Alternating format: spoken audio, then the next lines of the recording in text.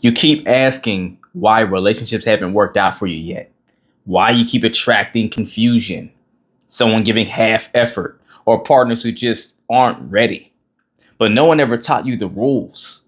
And that's okay. No one taught me either at one point in time. I had to learn the hard way like most people do. And no, not the cliche rules of dating.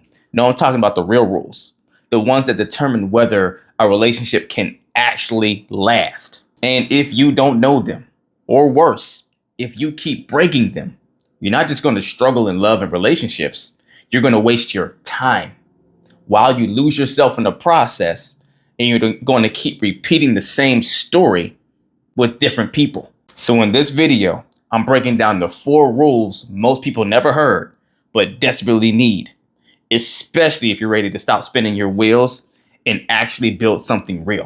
Let me tell you about a client of mine. We'll call her Maya, right? She came to me after a string of almost situations, almost relationships, situationships, right? Almost love, almost healing, right? And thing is, she was smart, right? Self-aware, and even had some boundaries in place. Yep, but she just couldn't figure out why things kept falling apart. So here's what I told her. You're not broken, not at all, but you're trying to build a masterpiece without reading the blueprint. See, she had done all the work to be kind, learn how to compromise and love deeply and, all the things, but she never learned how to lead her love life with structure, with non-negotiables, with real clarity, because she thought love should just flow if it's right? It shouldn't be so difficult, which is true. Love shouldn't be difficult, and it's not difficult. But what she wasn't realizing is real love isn't just chemistry, it's alignment. And alignment has rules to it. Rule number 1 is if you're not leading your love life, someone else absolutely will. And it will not be in your favor. Waiting to see how it goes is not a strategy. If you're unclear on what you stand for, what you need, or what you're building, then you'll just fall into what someone else wants and you'll call it connection. You have to take leadership over your love life like you would your career or health, right? Clarity first, intention second, vetting third. That's how real relationships begin, with purpose, not passivity. Rule 2, attraction without alignment is just emotional gambling. Yes, chemistry feels great. It does. But if it's not paired with compatible vision, values, and conflict resolution, then it's just chaos with butterflies, right? It's going to feel so deeply passionate. You're going to have all those highs and those lows, but it's really a lot of toxicity going on that feels intoxicating. So you got to stop confusing connection with compatibility, because you could be deeply drawn to someone, but be completely wrong for each other, right? Because you can really mesh with someone's chemistry, right? And energetically through that chemistry, but it can be built around very polar opposite frameworks, right? Doesn't mean the value framework underneath is aligned to make that chemistry make sense long term, even though they feel great to you organically. Rule 3, you cannot build with someone who doesn't know how to repair. Every couple will face conflict. That's part of the game, right?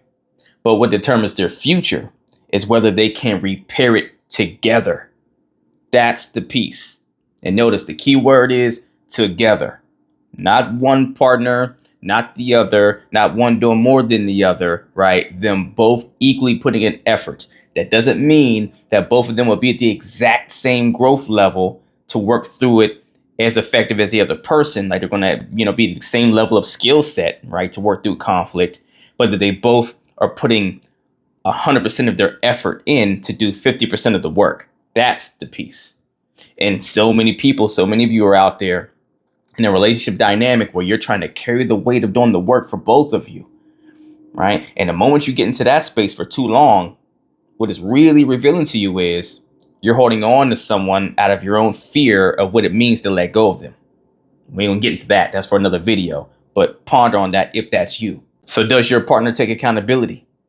Do they seek to actually understand or just defend themselves? Can they sit in discomfort without turning it into a war? These are great questions to ask yourself about the person you're with or the person you're dating, planning to be with for the long haul. Because if all someone knows how to do is fight, not fix, to where they're fighting more for their ego than fighting for the love of your relationship, then you're not in a partnership at all.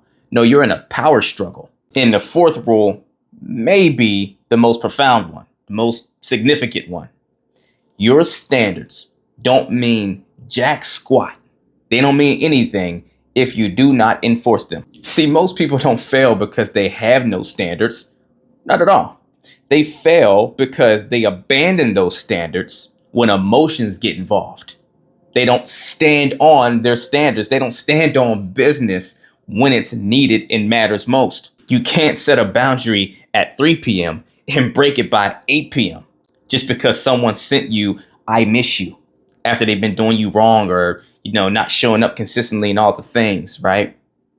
Look, love isn't proven by how you feel.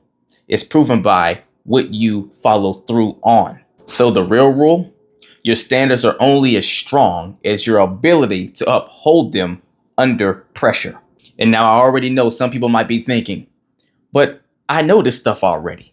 I just need to find the right person.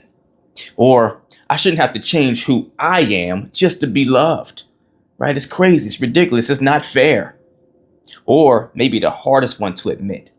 If I change how I move in love or relationships, I might have to let go of someone I still want.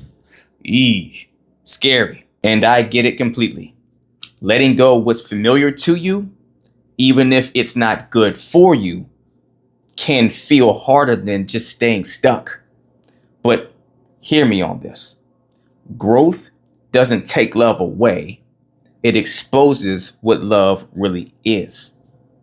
You letting go of someone that's not good for you anymore is love for yourself and love for them ultimately. If someone can't meet the real you, your healed, aligned, aware version, then they were never really holding space for you in the first place. But what they were really doing is holding space for your survival patterns. And if you're scared that clarity will make you lose something, then you need to ask yourself what you're really trying to keep. The people who build the relationships they dream about aren't the ones who get lucky. They're the ones who get clear. And clarity starts with understanding the rules that real love plays by. You have the awareness now. What you do with it next, that's on you. But if you need help to build your framework and get your structure right for dating and relationships so you can have a successful relationship that can last, and if you're tired of the results you're getting and you want help to really build that out, then email or DM me the word coaching and we'll get to work, only if you're truly ready to put that work in actual one-on-one sessions.